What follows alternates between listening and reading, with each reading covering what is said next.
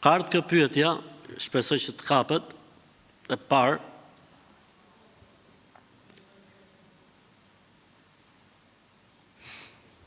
Cili është gjykimi, thot, për këto, sepse i bën një hoxh në Shkodër? Kështu është pyetja. Pra çfarë bën ky zotnia?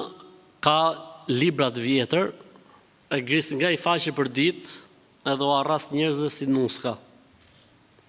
Ky hoxha që bën kështu gjonash duhet denoncu, dhe unë do të sugjeroja që denoncimi të shkojë tek Myslinia e Shkodrës, në mënyrë që t'i tregohet vendi këtij njeriu dhe të merren masat, sepse nuk mund të ketë hoxhallar të tillë, domethënë, manipulues dhe mashtrues.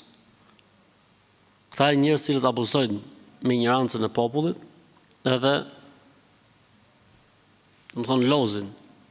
Kështu që këta njerëz duhen denoncuar, e me që këtu thotë Shkodër, të shkohet tek hoxha Muhamet Sytari Muftiu, edhe besoj se do i tregohet vendi një situatë të tillë, pasi hoxha ka eksperiencë goxha interesante me këtë lloj kategorie njerëzish.